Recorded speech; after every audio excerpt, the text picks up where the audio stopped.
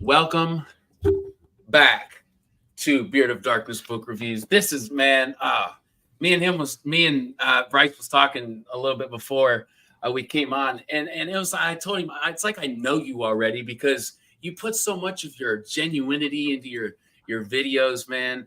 We have so many things in common when it comes to reading, and there's so many things that you kind of really taught me. Janie Wirtz, Brandon Sanderson to a huge extent because I've read Elantris. We'll get into this, but man, how are you tonight, Bryce?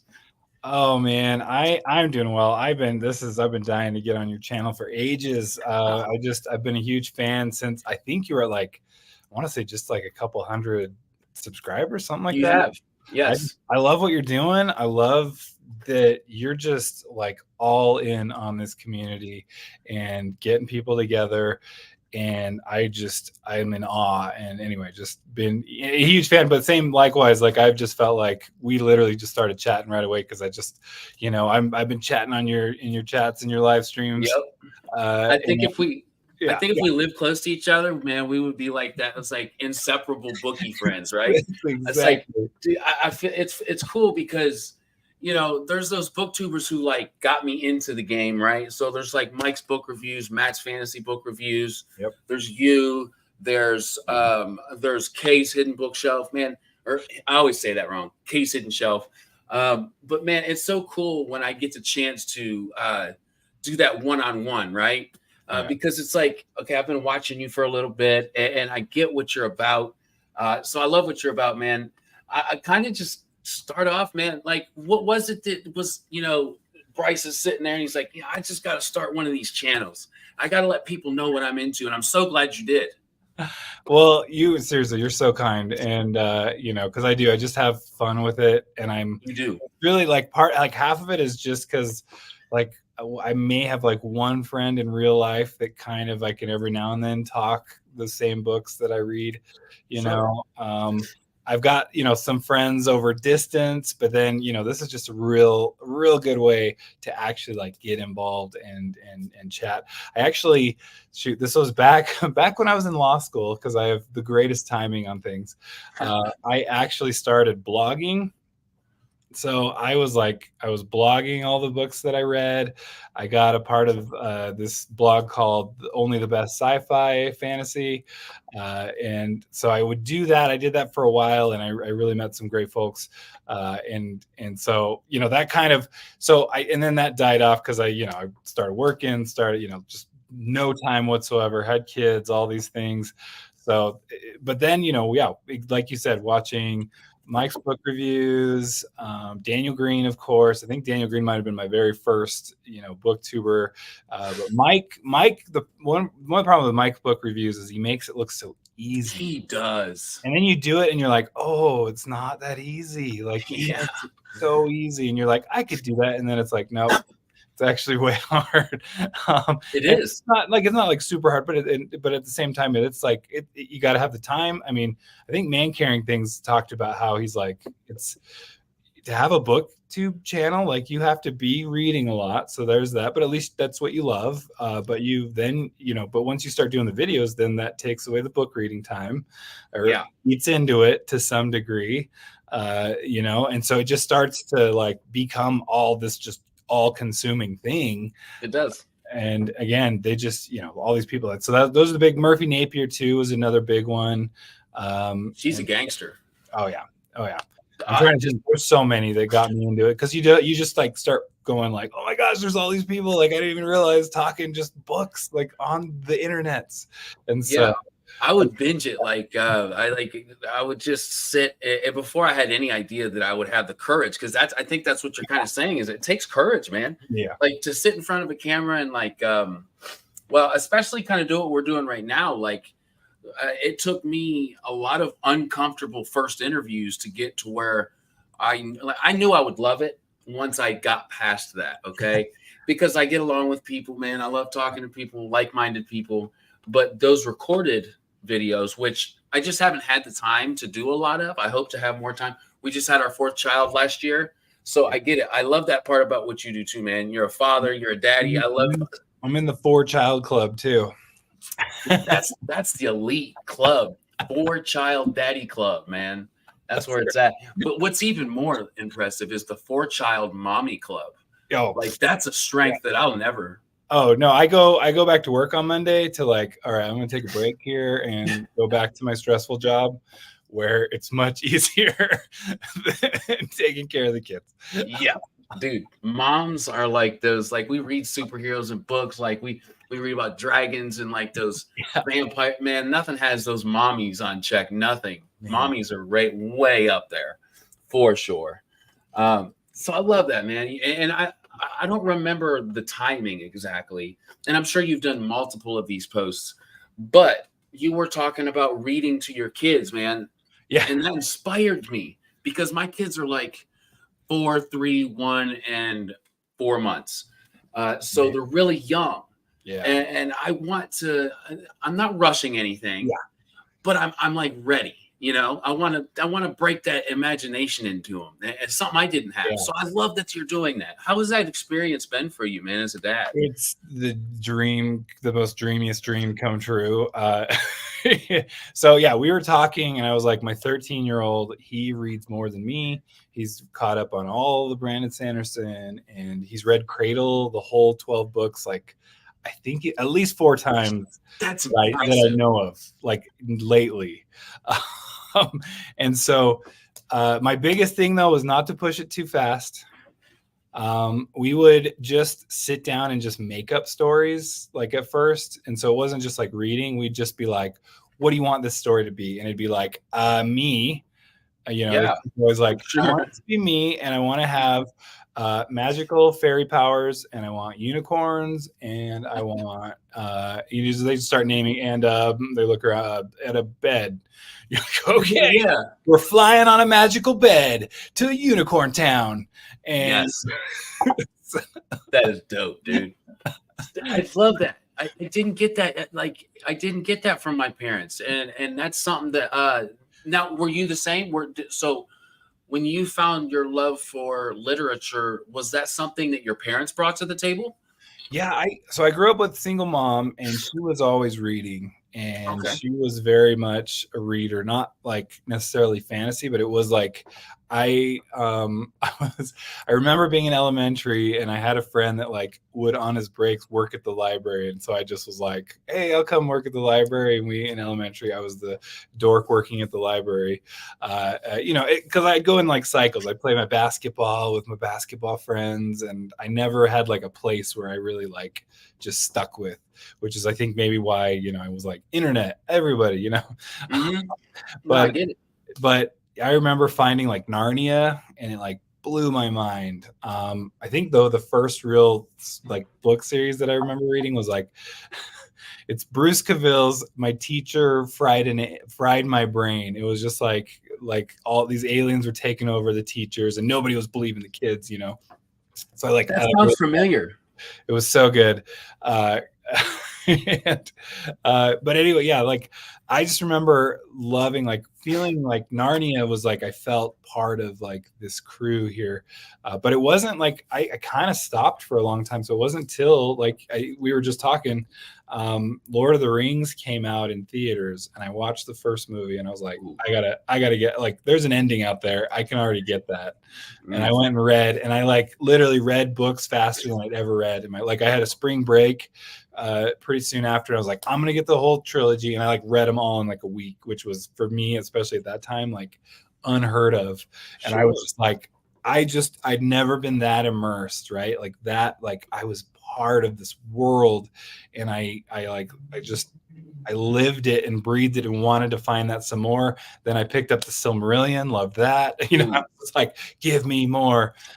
Drinking from the fire hose. I love it. Yeah. Yeah, I don't know. Does that answer your question at all? Oh, that's 100. Dude, that is my absolute. Let me tell you, there's a few things. I've got a list that I've created. Culture, rambling, because rambling means that we're going on this adventure that we're going to relate in the end anyway, right? Yeah. It's absolutely.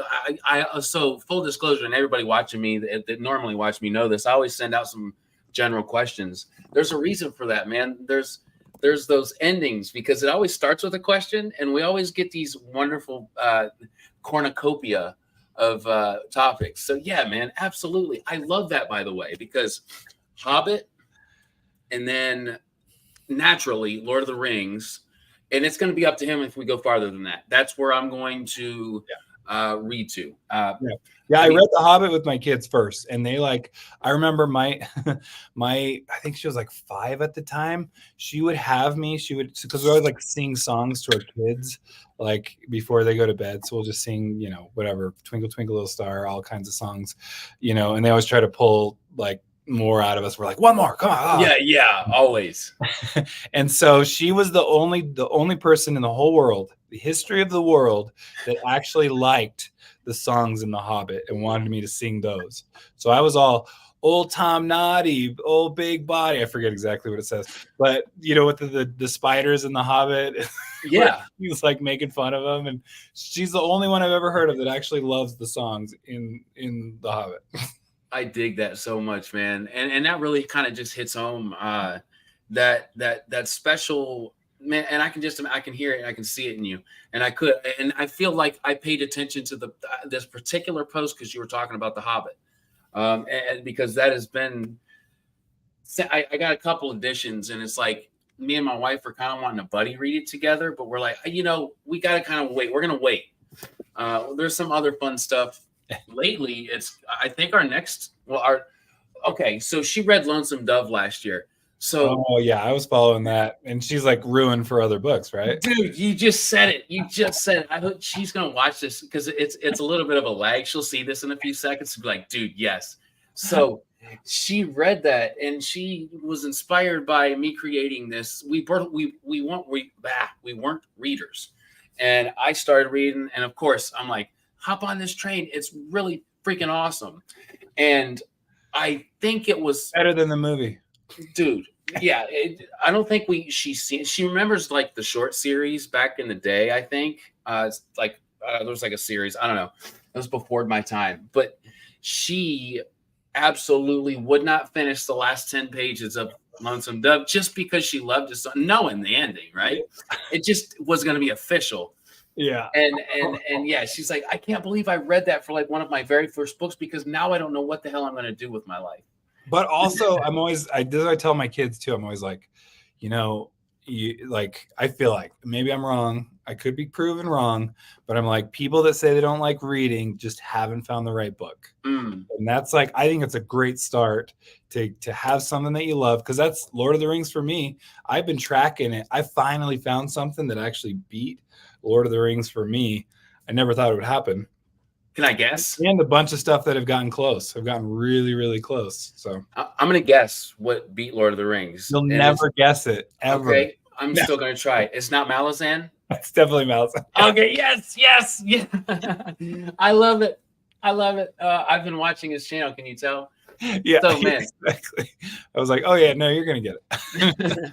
So, yeah, I have Gardens of the Moon. I want that edition that you have. It's a hardcover edition. What edition is that? It's the Subterranean Press. They actually did a second release of it, and it is beautiful. But Broken Binding's doing some. So if that's... Yeah. I mean... They're hooking it up with Felix Ortiz. They're doing the damn thing for sure. Patrick Leo is on top of it. Like, anyway, so exciting. Patrick, man, this guy, it's like he has his hands in everything. He does. He's another one of those. So I have hella respect for a lot of booktubers, man. But he does a lot of. I was talking to Michael R. Miller earlier today, and I like what he had to say about a couple things, and one was call us authors, not indie or self-pub and traditional. So I feel like I agree with him for the reasons he said that. I do, but there's also those reasons to specify, and the reason I say that is for us when I got in the game, or maybe a little bit before, you kind of had to make that difference because self-pub authors have a 9-to-5 job. They're building houses. They've got a family. They're doing this they're putting in the work. They need to be recognized for that work, that passion, that ambition they're doing. And then you also talk to traditional authors who nowadays that line's blurring because they're doing a lot of the same work. But there's certain things that a traditional published author will have an advantage with, and that's those initial, okay, a publisher buys your book and you have that chance to just write. Okay, a self-pub author doesn't necessarily always have that. So I feel like there's times where I'm boosting my personal love of a self-pub author, which is, again, you're building houses on a daily basis. And Brian Wilson's who I'm talking of, if he's watching. He builds houses and writes books. Not every traditional published author has that other side. They're just writing. Yeah. No, and I think like people like John A. Douglas in the chat, they're trying to make, I think, like they're trying to change the like the view, right, on independent self-publishing as like, this is actually better, right? Yeah. Like this is actually like cooler. Like we can do different things. We don't have to like we don't have to be marketable, right? If that makes sense. I mean, they still have to, but also you don't have to be like what traditional publishing thinks is marketable. You can be weird. You can be crazy. You can do things like this whole lit RPG stuff is just like that. Like, would traditional publishing ever have done that? But look how popular it is right now, and it's like it's addicting. Like I read a series and suddenly you're like, well, I read 12 books now in that series because it was so good. I love it. That is a genre that I am I only have one and that's the very first Dungeon Crawler Carl, which is amazing. Paired with the audio is just stupid good, right? What are some other suggestions? Cradle is always a good one. The Will White series. I like the Arcane Ascension. Ooh. I'm blanking on them because there's so many. No, that's great. I didn't. So I've heard of Arcane Ascension. I did not know what it was, what kind of genre that was. Now I know Brian Bell down here. I knew he was going to chime in. My guy over at Belltube, man, he is. We had one of the most wonderful conversations about lit RPG and like the differences between like progression fantasy and lit RPG. And anytime that I have a question, I kind of go back to that chat. But man, it was more than I ever thought because in my head, fantasy is like epic fantasy, high fantasy. What traditional publishing kind of taught me, right? So getting introduced to, there's another wonderful author in here whose book is, man, it's like a dark dystopian, like sci-fi called Lost Souls by Ryan Scuffington. Yeah. Not something that I would have ever thought being into sci-fi. I never thought that.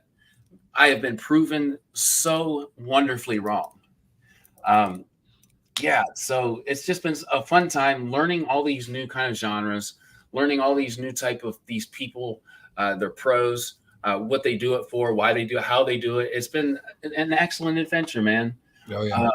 Yeah. And again, I do like that sentiment though, like you said, because it's just authors and right. Like, and I try to, what's hard is the algorithm I feel like loves a good top whatever X list. And so I do like to kind of go my top 10 indies or whatever like that. And it does pretty well. And I want that to do well for those indie authors, right? Yeah. Like reason. And if I have a reason to be able to do that, cool, like bully for everybody. But at the same time, and it's been pointed out by others that I follow, but it is like, there's just authors. And frankly, in my top, I just did a top 100 list and, self-published books were like all over, like in between all the, like, it's just authors. Like, I 100% agree with that. So yeah, I'm so glad you brought that up because man, it kind of escaped me. But like one of my most watched like series of yours was that top 100. Let's look, guys. Just from knowing this personally, I've never done a top 100s list, but I know the work you put into that, bro. Some work. That's incredible. Definitely the biggest thing that I've done on the channel because you can. There's only like a lot comes easy just because it's what we love, right? And it's like I've been doing this, like I said, I blogged, so I've been kind of in and out of the genre and out of the community for like 10 years plus, maybe 14 years now that I'm thinking about it. But like, just there's so much that I can, just be able to talk about as opposed, but then there's just so much that takes research, it takes me time. And then, again, getting that video ready that takes time and effort. And anyway, it's always just a thing. You guys may hear an occasional baby cry. Deal with it. 4 months old like to cry and stuff like that. So you won't be offended if you need to go take care. No, she's good. My wife, dude, having that support. Our other 3 boys are at my dad's house tonight. So yeah, the wife is taking one to the chin right now, but it'll be over soon. Saturday night party at Grandpa's. Exactly, man. They're out. They sent me a picture. Movies. Dude, yes, they sent me a picture, and they got like the blow up mattress out. They're watching Avatar. I respect it. They have a total vibe going on. Man, what are you reading right now? Oh man, it's been crazy. So we've start a buddy read of the Lord of the Rings. So I just kind of finished the Two Towers, which I always struggle. Someone was like, what's my favorite? Like, it's hard. It's like picking a child. Like, who's your favorite child? Like, I don't have a favorite child. They're all right. But anyway, Two Towers just finished, but just started A Little Hatred by Joe Abercrombie. I'd been kind of putting it off for a rainy day, but I couldn't resist. And some other booktubers were doing a read, and I was like, well, I'm in. I can't help myself. I haven't read Joe Abercrombie in too long, and it is just, he's so brilliant. It's just like, I don't know how he's so quotable. Like, every single character has like some wisdom, and all I can think is like, we each inherently, like, I think that's what makes it so realistic, because I think we kind of feel like we're all kind of wise to some degree or whatever, whether we are or not. Maybe it's some Dunning-Kruger going on, but but it just, he's able to like get some like pithy saying out of every single character, and you just like, man, that was good. I gotta go back. That was good. And it's like, I don't know, I think of like Gandalf, because I just read the Two Towers, and he's like, they're like, what, who are you talking to? He's like, I was just talking to myself. When you're my age, you talk to the wisest person in the room, and that's yourself. I love that. Those are those little goodies. I can't wait for like the book, man. No, because I hear, Tolkien's got that flowery prose, and as much as like the booktuber in me and like the fantasy lover in me wants to just dive in, I told my son I was saving it for him, so I am. But I love to hear those little nuances, man, that are going to be so much fun. Yeah. So good. So what I'm reading at the moment is Michael R. Miller's Defiant, man. It's the Songs of Chaos series, which and I'm not the only one, thought it was a trilogy. Before I interview somebody, I'm like, yeah, man, I'm loving the trilogy. He's like, bro, it's going to be 5 books. So I felt like an idiot. But he's like, look, most people think that. I don't know why. That's a misconception. It's a healthy assumption for, fantasy, but it's not, not right all the time. I've heard great things about that. That's definitely on my TBR. So it's mountainous. Have you read Ryan Cahill? Mm-mm. Okay. Oh my goodness. On my list. I'm hoping to get to him to this year. I literally own the whole trilogy, the whole 3 books that are out. Trilogy. Bro, oh man, just so you have that Lord of the Rings, you've got the Malazan experience that I'm after, bro. I'm telling you, like, Ryan's got that, like those tropey, I feel at home type books, like those tropes that are just kind of refreshed. Yeah. Same with Michael R. Miller. Wheel of Time it was my essential like starting place for. It wasn't my first fantasy, but it was like that first. Okay, I've heard so much about it. I've got to read it. Right, I haven't read the whole Wheel of Time, but I'm like 4 or 5 books in. And it's like full immersion. Like, you're immersed. That's another good world. Yeah, like that reluctant hero, like very tropey, like stuff that you're gonna be very familiar with, but they've got this fresh spin to it. And at the end of the day, look, if you're stopping at some taverns, you've got a dragon or two, you've got this like little farm boy that's on, I'm at home. And if you do it right, man, especially modern prose, it just kind of knocks it out of the park for me personally. So one I'm really looking forward to, though, that I just got in the mail today is the Expanse. So good. It's another one of Mike. You've read Leviathan Wait? I'm 3 books in, so I've read 3. I need to get back into it, but I loved them. They're just fun.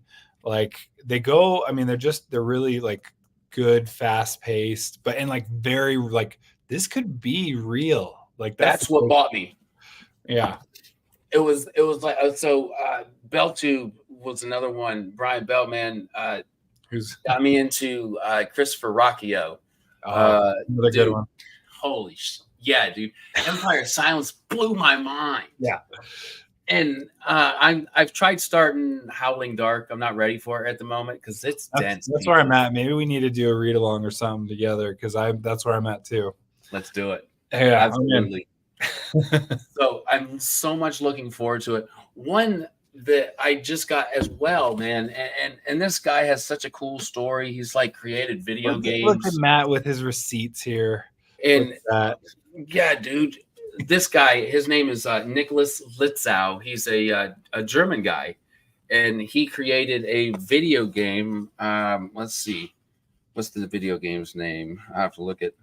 One second here, folks. Patrick Leo that first recommended that book, and it's been on my list, but I need to get it. I've heard very good things about it. Enderall, Forgotten Stories is the game that he created. So through some like rights that he lost through selling the game or something, he's not allowed to say that like this is part of the world, but it is. But yeah, it's like psychological horror with some fantasy with mental illness tied into it. Very much up my alley. I get along with most people. I'm pretty nice, this and that. But I like a dark seated book. I do, man. It takes me to that spot that I don't visit very often. One that I can relate from a past life of mine. We've all been through some tough times, and kind of realizing getting out of that was important, and kind of revisiting it makes you appreciate where you're at now. Oh yeah. Well, that's what I've become a good I never loved like horror movies growing up. It's something like I don't maybe like when other people around me hear me scream. I don't know what it is, but lately I've been like, oh, I love me a good horror, like especially horror aspected fantasy, like right up my alley. Yeah, it's something that's kind of I feel new to me, but it's one that I'm very anxious to, when it comes to, and again, it's like I feel self-conscious saying it now, but I'm going to say it anyway. When it comes to like the self-published side, one of the biggest differences is they write what the hell they want to. And that kind of touches back on your what you were saying, making it marketable or not. It's not going with the trend. It's what they want to write about. And with that comes so many topics that I think are worth hearing and telling the story about. And not to mention, then they can like force it into marketability. I feel like that's what's kind of been happening. Like, all right, we're going to make this the thing. And I love it working. And I love exactly. It's so cool. I thought I seen a question. Oh, Belltube. Yeah, dude, I'm so glad to hear that you love it because, man, we get along. I can't reach it right now, but Piranesi, I got because of him too.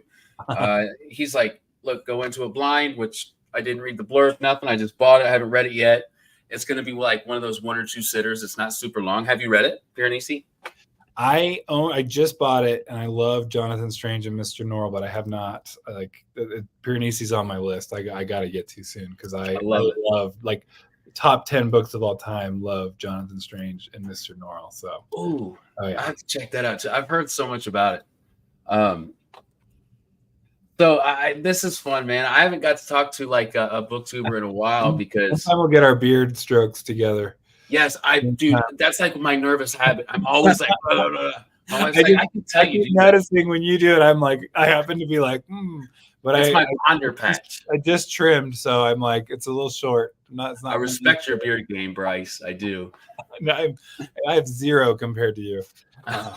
So what if you could have a beer, or if you're not a beer drinker, if you could have a cup of coffee, or if you're not a cup, if you could have a cup of something with Dr. Pepper, that's my advice. No. If you could have a Dr. Pepper with any author, bro, who would that be? I was thinking, especially because of your great interview with Janie Wirtz, probably Janie Wirtz. I mean, there is not a person, because I've had great conversations like over Goodreads, like over, I think you're on the same channel on like AP Canavan's channel one time. And just even after the stream, we just talked forever. She's just like the fountain of wisdom that you can imagine after reading her books. But also, I mean, the things that like she's done, like she like equestrian, like she raises like bees and has like fresh honey, has like plays the bagpipes, like is like the things, it's like she's done the things that she can literally write about. Like she's done it all. Like there's not one thing, and you can learn everything from her. Steven Erickson's another that like I love his mind, and I've loved like, and he's like one of, it seems like, as far as I can tell, like one of the most open authors to doing interviews, but I have been deathly afraid to ever even ask him because of my own inadequacies and fears, and definite knowledge that my intellect isn't even a fraction of his. So, no, but you've read too. You've read all 10?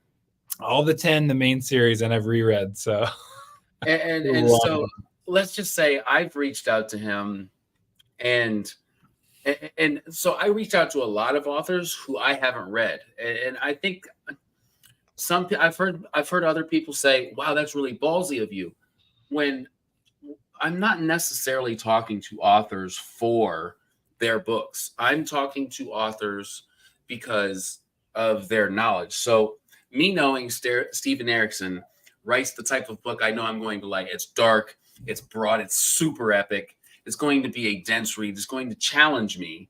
That's what I'm after. I know that that's going to be something I enjoy. And not only that, let's put that totally aside. He's got this experience that I want to have. He's published books, okay? Yeah. And that's the biggest thing for me. I want to learn. I want to learn. And then, I've had multiple guests back after I've read their books. Who's to say that second time it's going to be just talking about their books?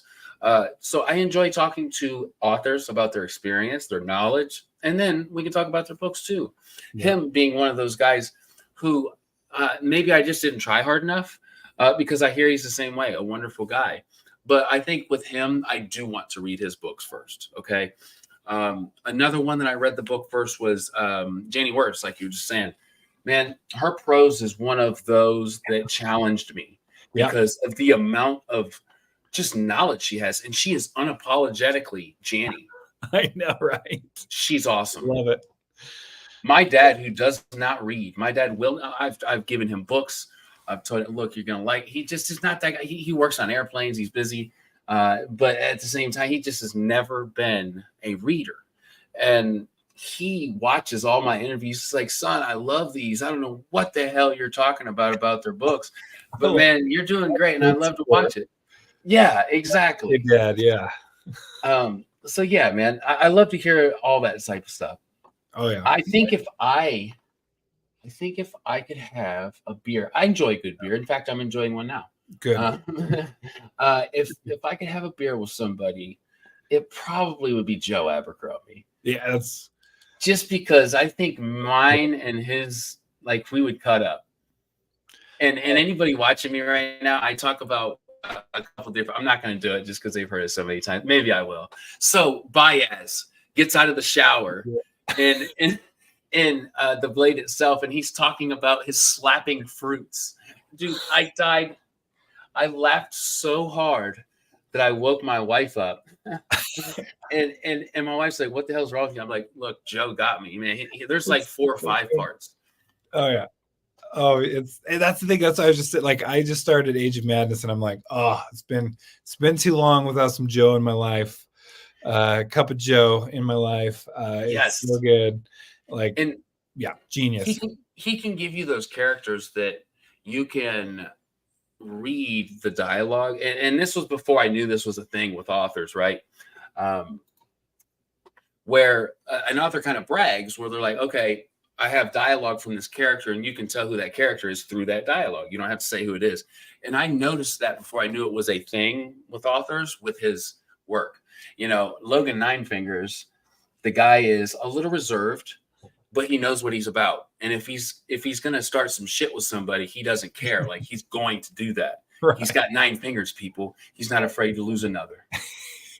I still, to this day, I mean, I read, those were like some of the, when I was like really getting back into reading, it was, you know, the First Law was definitely on the top of that list. And like, I still to this day, like, if like my wife finds out like who I've been quoting all these years, like she'd be like, what have you been doing? Our precious children have been, their innocence as you've been quoting from that book. No, it's just like, I love, but they're just so good. They're so quotable. I'm always like, it's better to do a thing than to live that with the fear of it. I like, yeah. What is another one? Constantly quoting that. What is it? Is it we have be realistic? Yeah, you got to be realistic about these things. Yes, you've got to be realistic about these things. Yes, I mean that's very quotable. Come on, even if you're like not a Joe Abercrombie fan, that's just it. Yeah. I mean, it's like that's what I love about him, and I literally am like taking notes on Age of Madness right now because it's already been like, oh, that was good, and I wish I could come up with some. I could probably Google them, but I don't want to. I'm only halfway through, you know. So who are some people that you enjoy right now watching on Booktube? Oh man, besides yourself, of course. No, seriously, you're killing. Like, there's no doubt about it. Like, I'm just gonna watch you just sail up into this world because, and I love that. And like, that's part of what I love about this community is like, it's all like we're all on the same team. Yes. I'm definitely Team Beard of Darkness. I literally, what you are doing is killing it. And just, I love these interviews. I'm like, you know, lucky enough to be on it. I really appreciate you even dealing with my crap to be able to get me on. Cause I know I've been, bro. You're a father. I get it. But like, seriously, you're killing it, and I love what you're doing.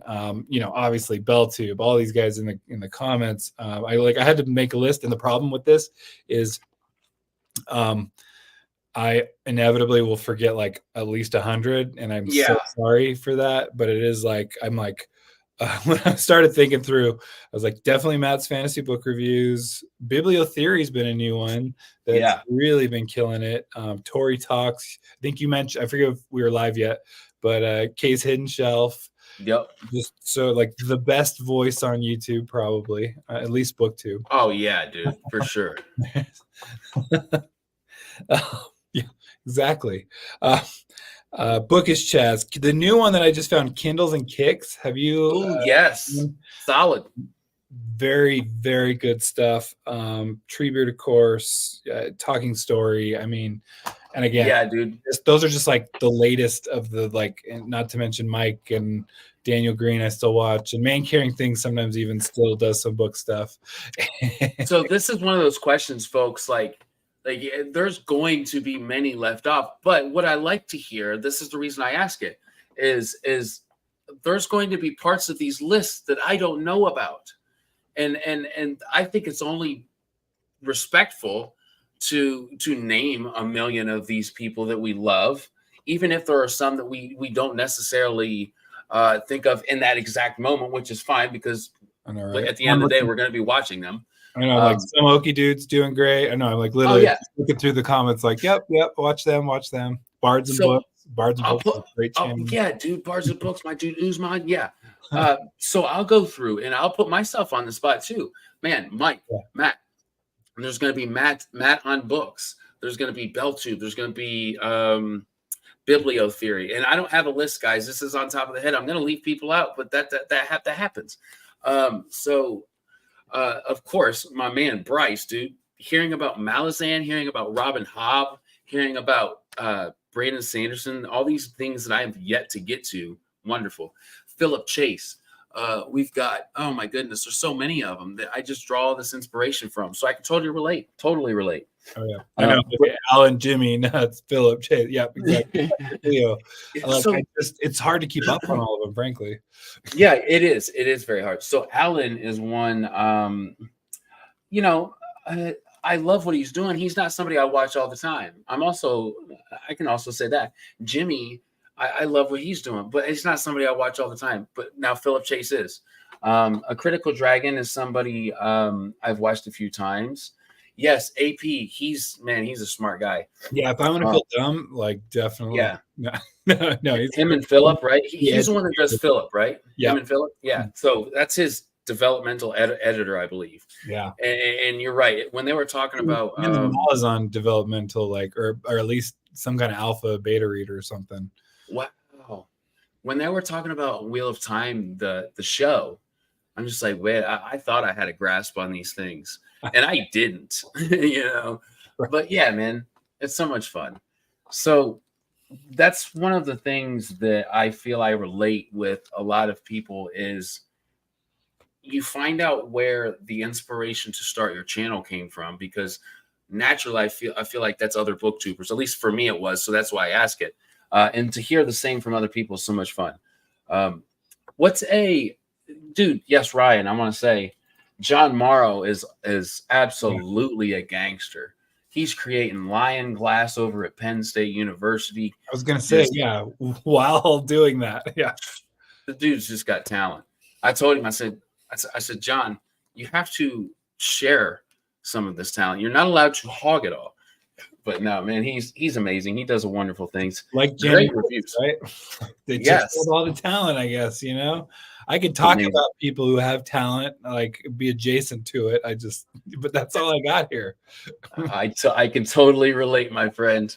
So what's one of those genres that you want to maybe dive in a little bit deeper that isn't fantasy or sci-fi? Before I answer that, you were mentioning your own, because like speaking of being adjacent to talent, I've tried writing. It's hard.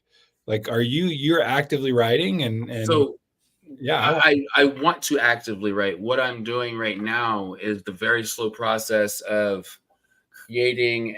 So like tonight, what I was working on was the middle part of my book. So I have like the outline, because I found out I'm not a pantser by any means, not even close.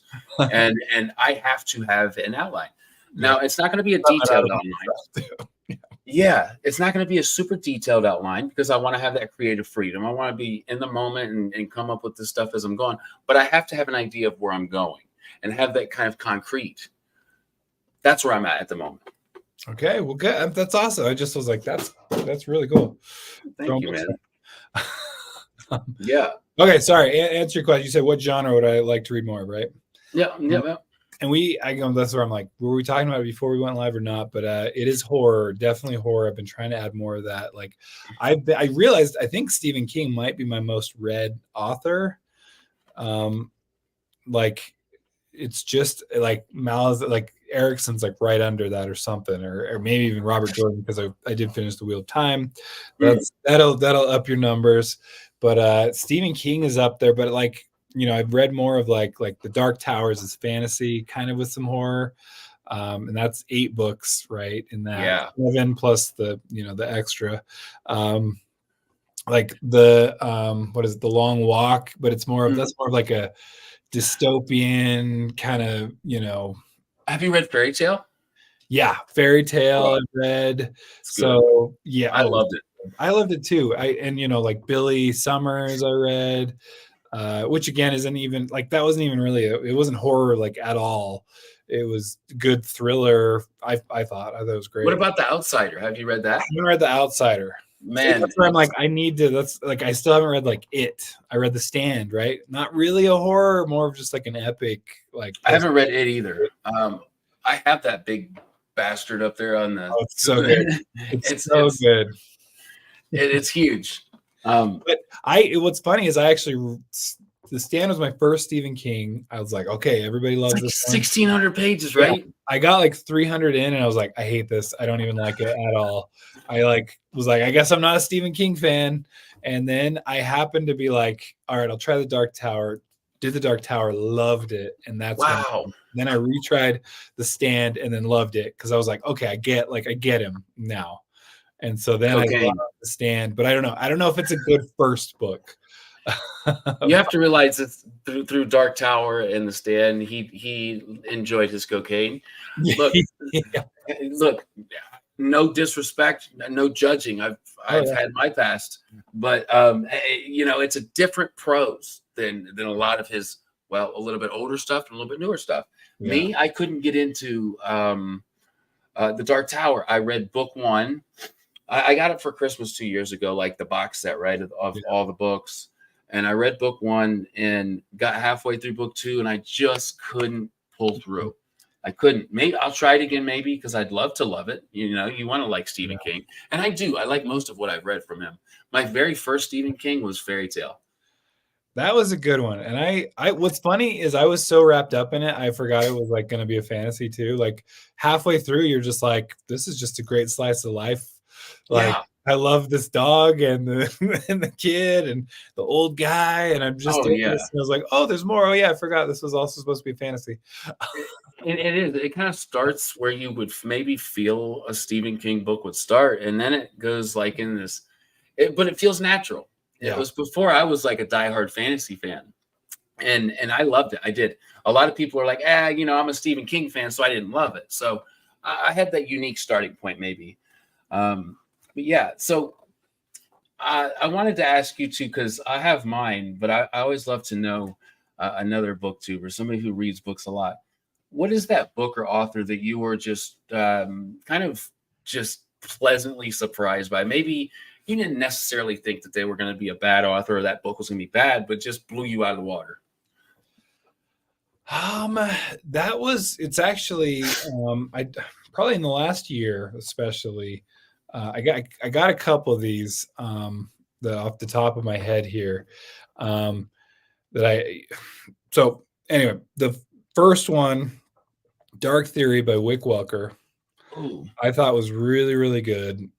Independent publishing, I'm sorry, it's like No, I get it. All indie. I know we talked about that. Is an author, okay? Just an Definitely. author, not any specific kind of author, just an author anyway. I really loved it. Great characters, this cool like world, kind of like part fantasy in a way, but also very much science fiction. Like, so I don't call it a sci-fi, but has some kind of like fantasy elements to it. But really good. Just was super surprised, because you go in, who knows, right? Yeah. It has a great cover that, it doesn't always mean it's going to be great. So what was his name? Wick Welker. Wick Welker. Okay. So I became like instant fan. He's been publishing a couple more in just the last little bit. An older one that I'm thinking about right now is Scourge of the Betrayer by Jeff Salyards. It's a little bit older, but man, it's called the Blood Sounders arc. It's a trilogy. I want to say something like that, but excuse me. It's grim, dark, just done really well. Just a really good, like, tight plot. Nobody ever talks about it ever, even when it was like first getting published. I think it was getting published by like Nightshade Books when Nightshade Books was like pretty popular, but not like, I don't know. They were having some issues at the time. Sure. But anyway, that's a big one. Another one, just like Cradle, I didn't know I would like by Will White. Unsold. I really just, there was people talking about it on Booktube and stuff, and I kind of picked it up because it was like dirt cheap, if not free. Like, Will White's been really good about just being like, all right, all my past books that I published are free now, for like 5 days or something, So it's like, well, that's easy enough to pick up. Yeah, dude. Just loving those. So those are like, I don't know, those just coming, That's a great answer. Easy ones. 3 answers. So I usually don't get that many. So the ones that I have to say, and it's kind of weird saying that I didn't expect them, but it was one of those. A lot of the time with debut novels, you don't know what to expect. Okay, One that just blew me away was Stone and Sky by Z.S. Diamante. So much fun.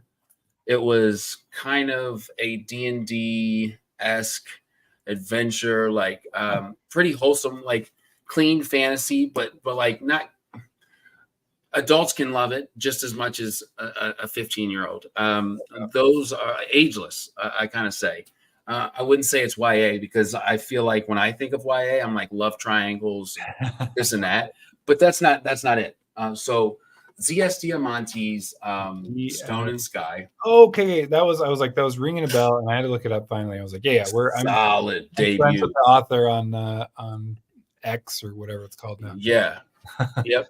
Oh, I love that too, man, because so he was on Instagram and I told him, I was like, bro, you don't know the community until you're on X. I personally agree, or I personally believe that if you are a debut author and you're not on Twitter, regardless of your personal feelings of who runs it and what it's about, you're missing out on that community aspect of what comes with Twitter. And I think it's very solid. The other is another debut by Rob Lee, Leigh, and that's Pathlighter. Debut fantasy novel. Right now. Solid debut. Man, it's crazy because so I told you a little bit how I was surprised by my love of sci-fi. When I read the book I'm about to tell you, I had established my love for sci-fi, but I'm going to name it because it was probably my favorite debut I've read so far. And that was Lost Souls by Ryan Skeffington. Man, it was like, I'm a dark fan, my man here. And sorry, so tomorrow Casey did cancel he's got some personal things going on. Thank you for throwing that up though, because a lot of the times I forget. But tomorrow there's not going to be anything as of yet. But he's the author. And what he did was surprise me with, you can bring fantasy aspects that I thought were fantasy. Maybe not traditionally. I don't know. I'm speaking from personal, opinion. He brought the dystopian that I like from like a grimdark, mixed with sci-fi, which challenges me technologically. A lot of the time with the prose too, like going really deep into certain themes. He brought a father-son relationship to very on the same wavelength as my morals and values. So it was like a triple header for me. So Lost Souls by Ryan Skeffington was absolutely one of those that I wasn't surprised necessarily. I didn't really know what to expect. I knew that I had this new love of sci-fi, but to have a debut that good, man, was another one. So wow, that's cool. I just added it. I'd heard, and I think because you've been talking about it, probably now that I'm like thinking about it, we're talking about these. But yeah, I added those to my list. I just realized that's why I ducked out. I found this one. This was another huge surprise for me, by Jared Smith. Jared Smith, all right. Oath Broken, Chaos Reigns. Is that what it is? Yeah. It's an urban fantasy. It's super short, actually. Really fun, just like super fun, good characters. If I had a number two for that answer of like what I want to dive more into, it's urban fantasy as well. Particularly Jim Butcher, just because I've heard so much about the Dresden Files. Dresden is so good. So good. I love to hear that, man. So yeah, man. So I need to get some more recommendations for some urban fantasy, and I'm over here looking at my TBR, which is endless, but I know. It's bad. It's so much fun though, and I'm looking forward to this year. I'm going to have a lot more time to read them. Another one though, which everybody knows, and maybe won't be a big surprise to anybody else. John Gwynn. So I had heard of the Faithful and the Fallen series, which I just picked up, but I've been reading the Bloodsworn series. Oh my gosh. My family is kind of like descendant of Denmark. So I look a lot into like that Norse aspect just because it's interesting to me. And to find that series was just one of those chef kiss moments. So oh man, that's been on my list too for too long. Like there's too many people that have just been singing the praises, and you, with your like stamp of approval there, I need to get on that guy. Like it's one of those, like I own multiple books in the series now. I'm Yep. ready and raring to go. I just need to jump in, because that's the thing is, yeah, I've heard just great things, and everything you described is like, oh yeah, that's right. Yeah, dude.